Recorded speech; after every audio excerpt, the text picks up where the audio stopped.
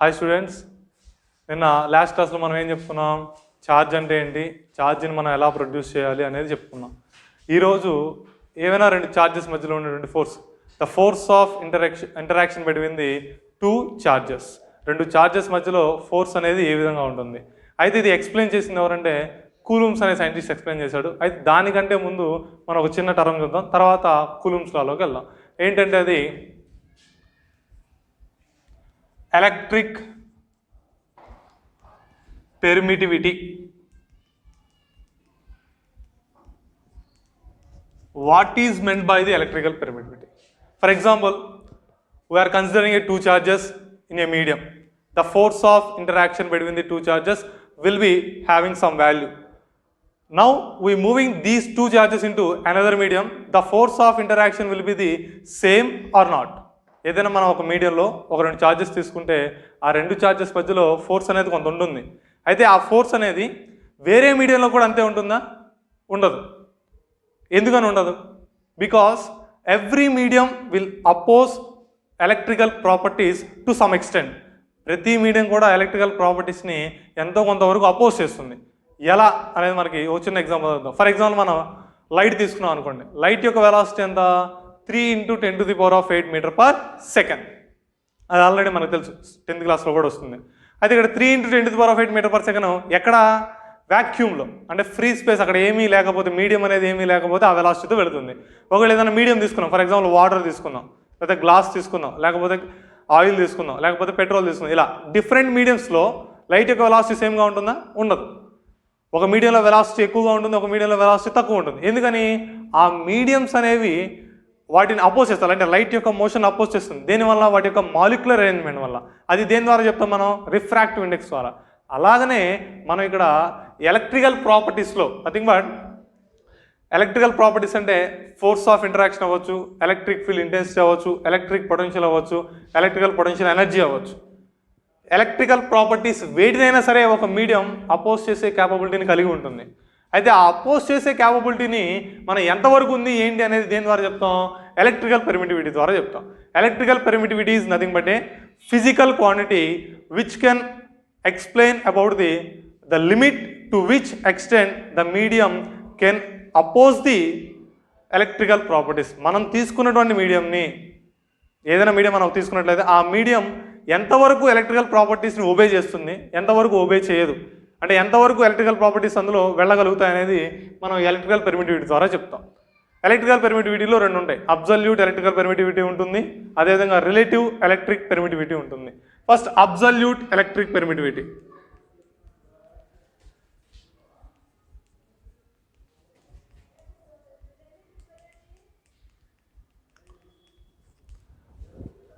Absolute electrical permittivity for a free space. For a free space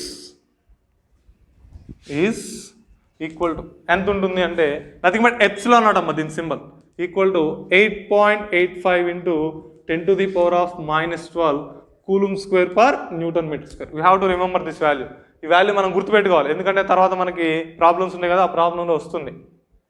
ఇది absolute electrical permittive for a free space. అదే ఒకవేళ medium అనుకోండి, for a medium just it will be represent as a epsilon. దాన్ని మనం ఎప్సిలాన్తో indicate చేస్తాం. అయితే ఈ epsilon value రాయట్లేదు. ఎందుకని రాయట్లేదు? Different mediums will have different electrical permittivity. ఒక్కో మీడియం ఒకలా ఉంటుంది. ఎయిర్కి ఒకలా ఉంటుంది, గ్లాస్కి ఒకలా ఉంటుంది, వాటర్కి ఒకలా ఉంటుంది, ఆయిల్కి ఒకలా ఉంటుంది, కోకోనట్ ఆయిల్కి ఒకలా ఉంటుంది, గ్రీస్కి ఒకలా ఉంటుంది. అంటే వేరు మీడియంస్లో వేరువేరుగా ఉంటుంది కాబట్టి దీనికి వాల్యూ అనేది ఏం మెన్షన్ చేయట్లేదు. ఇంకోటి ఏం చెప్పాం? రిలేటివ్ ఎలక్ట్రికల్ పెర్మిటివిటీ అని చెప్పాం. Relative electrical permittivity. Relative electrical permittivity is nothing but the electrical permittivity of a medium with respect to the vacuum.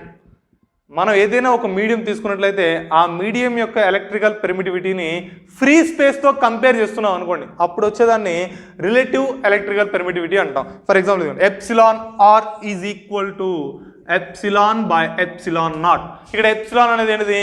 Absolute electrical permittivity of a medium. Epsilon naught అనేది ఏంటిది? Absolute electrical permittivity of the free space. Okay, అంటే ఇక్కడ definition ఏం రాసుకోవచ్చు? Relative electrical permittivity అంటే the ratio of absolute electrical permittivity of a medium to absolute electrical permittivity of the free space. Epsilon R is equal to epsilon by epsilon naught. దీనికి ఏమైనా units ఉంటాయా? It has no units. ఎందుకని న్యూమరేటర్లో permittivity ఉంటుంది, డినామినేటర్లో కూడా permittivity అనే ఉంటుంది. కాబట్టి దీనికి ఎటువంటి యూనిట్స్ అనేవి ఉండవు. ఓకే, ఎప్సిలాన్ నాట్ మాత్రం గుర్తుపెట్టుకోవాలి. 8.85 × 10⁻⁻12 coulomb square per newton metre square. Okay, ఇది ఎలక్ట్రికల్ పెర్మిటివిటీ అంటే. Okay, what is meant by the electrical permittivity? Electrical permittivity is nothing but the physical quantity which can represent the limit to which extent the medium can oppose or suppose the electrical properties. మనం తీసుకున్నటువంటి medium electrical ప్రాపర్టీస్ని ఎంతవరకు obey and electrical ప్రాపర్టీస్ని ఎంతవరకు దాని గుండా pass చేయగలుగుతుంది అనేది మనం ఇక్కడ చెప్పుకోవచ్చు. కొన్ని చోట్ల ఏం రాస్తామంటే the limit to which extent and electric field can penetrate into the medium. మీడియంలోకి ఎలక్ట్రిక్ ఫీల్డ్ అనేది ఎంతవరకు పెనట్రేట్ అవ్వగలుగుతుందో కూడా దీని ద్వారా చెప్తాం. Epsilon electrical properties, coulomb's law of force కావచ్చు, లేకపోతే ఇంటెన్సిటీ ఆఫ్ ఎలక్ట్రిక్ ఫీల్డ్ కావచ్చు, ఎలక్ట్రిక్ పొటెన్షియల్ కావచ్చు, ఎలక్ట్రికల్ పొటెన్షియల్ ఎనర్జీ కావచ్చు. వీటన్నిటిలో కూడా మనం ఈ ఎప్సిలాన్ని కంపల్సరీగా యూజ్ చేస్తాం. ఎందుకంటే ఈ ఎప్సిలాన్ బట్టి అంటే నథింగ్ బట్టి ఈ పెర్మిటివిటీని బట్టి ఆ మీడియంలో ఉండేటువంటి ఫోర్స్ కావచ్చు, ఇంటెన్సిటీ కావచ్చు, పొటెన్షియల్ కావచ్చు, ఎనర్జీ కావచ్చు, అన్నీ కూడా డిపెండ్ అయి ఉన్నాయి. ఓకే, ఇది గుర్తుపెట్టుకో. ఇంతవరకు ఎలక్ట్రిక్ పెర్మిటివిటీ అంటే.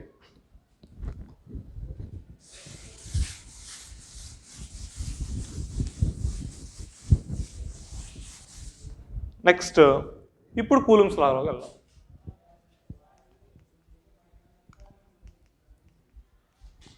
Coulombs law of force. Coulomb's law of force is nothing but when we are considering two point charges in a medium, there must be a force of interaction between the two charges. This force is explained by the scientist Coulomb's. So it is named as Coulomb's law of force. మనం ఏదైనా రెండు point ఛార్జెస్ని ఒక మీడియంలో తీసుకున్నట్లయితే ఆ మీడియంలో ఆ రెండింటి మధ్య ఎంతో కొంత ఫోర్స్ ఆఫ్ ఇంటరాక్షన్ ఉంటుంది. It may be repulsive or attractive. Repulsive అవ్వచ్చు, అట్రాక్టివ్ అవ్వచ్చు, ఎంత కొంత ఉంటుంది. ఆ ఉన్నటువంటి దాన్ని ఎవరు ఎక్స్ప్లెయిన్ చేశారు? కూలుమ్ అనే సైంటిస్ట్ ఎక్స్ప్లెయిన్ చేశాడు. అందుకని దీని పేరు ఏం చేస్తాం? కూలుమ్స్ లా ఆఫ్ ఫోర్స్ అని రాస్తాం. అది కూలుమ్స్ లా ఆఫ్ ఫోర్స్ ఏంటంటే according to the coulombs law the force of interaction between the 2 point charges in a medium is directly proportional to the magnitudes of the 2 charges and inversely proportional to the square of the distance between the 2 point charges.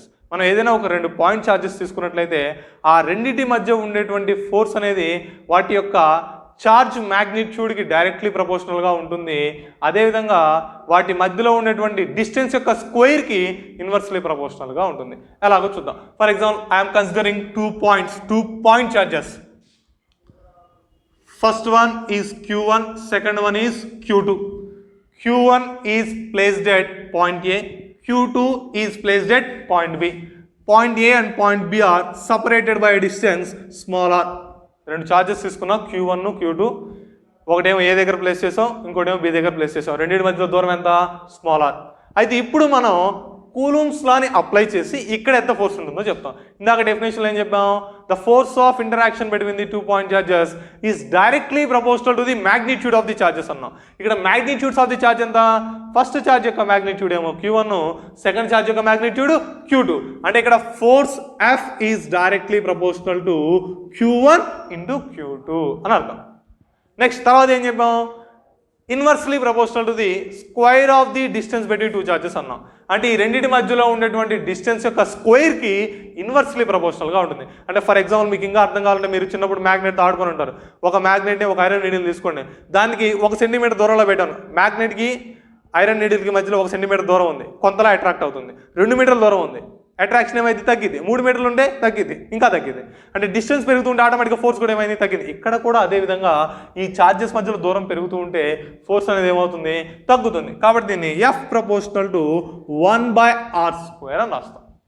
ఈ రెండు ఎవరు చెప్పారు? Coulombs అనే scientist చెప్పాడు. ఈ రెండింటిని మనం add చేసాం అనుకోండి, F proportional to Q1 Q2/r².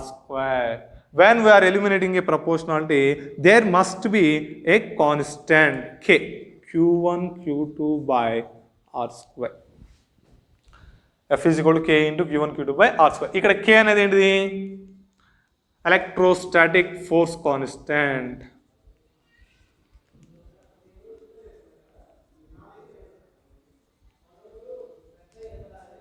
F is equal to K into Q1 Q2 by R square. K is nothing but electrostatic force constant. ఇప్పుడు ఈ electrostatic force constant వాల్యూ ఎంత ఉంటుంది?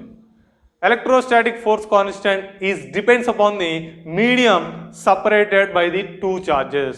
మనం తీసుకున్నటువంటి రెండు చార్జెస్ ఏ మీడియంలో ఉన్నది అనే దాని మీద K వాల్యూ అనేది ఆధారపడి ఉంటుంది. For a free space,